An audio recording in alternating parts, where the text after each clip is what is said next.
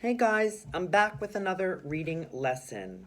Remember last time we talked about you get to know the main characters even better when you learn about their relationships with other characters like their friends and their family. And you know what? When you get to know the character really well, something magical happens.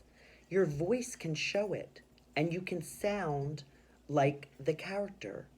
When the character likes something or doesn't like something, your voice can show it. When the character's happy or sad, your voice can show it. So I want to talk about a little bit about that today. Remember that when you're reading, you need to keep track of who's talking by looking at the dialogue tags. Like in this chapter 3 called The Dandies, it says Mrs. T-Berry and Zeke arrived in their baseball clothes. "Let's go," said Mrs. T-Berry, and they all drove to the ball field. So the dialogue tag is said Mrs. T-Berry, and that tells me that Mrs. T-Berry is talking.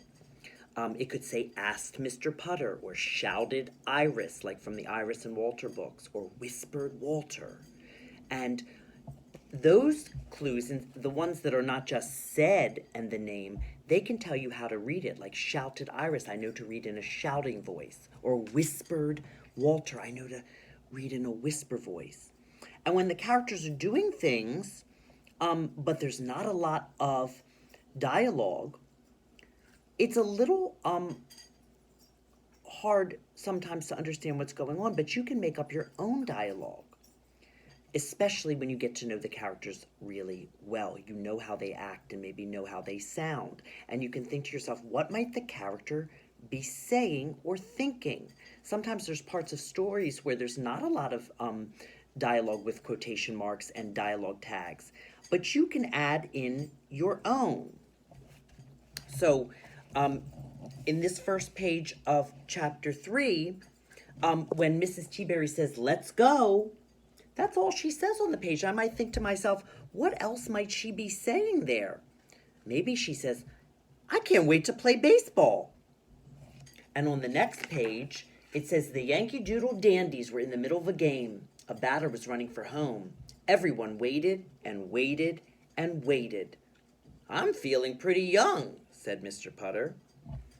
Now I might think on that page, well, Mr. Putter didn't say too much.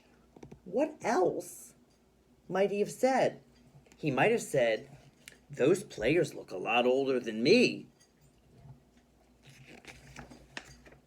"Let's go play," said Mrs. T-Berry. She looked at Zeke. "Stay," she said, patting Zeke's head. Mr. Putter looked at Zeke. No way, Mr. Putter thought. He petted Tabby and went to play. What do you think Mr. Putter might have said? You can make up your own dialogue. Maybe he said, "Wish me luck, Tabby." Now that's the end of chapter 3. Maybe Mrs. T-Berry might have even said to Mr. Putter, "I told you so." Because remember in chapter 2, she said that he wasn't too old to play. And he might look a lot younger than the players on the team. So when you're reading your books, make sure that you're reading like the character. If I go back to chapter 2, when Mr. Putter was talking on the phone with Mrs. T-Berry, look at the picture, he's not too happy here talking to Mrs. T-Berry. "Will my niece feel young on that team?" Is he going to say that in a happy voice? No, he's going to feel a little down. "Will my niece feel young on that team?" asked Mr. Putter. And when Mrs. T-Berry's talking, she's trying to make him feel better. So she's going to say things like matter-of-factly, "You're not too old and neither am I," said Mrs. T-Berry. "We'll both play." And Mr. Putter hung up the phone and he's a little bit happier, but he's still feeling a little bit down. He might say, "I hope I'm not too old," he said to Tabby. Okay, you have to think about how is the character feeling, and you can make your voice match how the character's feeling. You can look out for dialogue tags for shouted or whispered or cried, and that will help you read like the character. Look for exclamation points, and you can read in an excited voice. If they're asking a question, make sure your voice goes up at the end. You have to be thinking while you're reading, and that will help you read more like the characters and sound like them. And you know what else that does? It helps you understand your books even better. Okay, now you try to read like your characters, get to know them well, and then try to make your voice sound like them. And I will see you next time.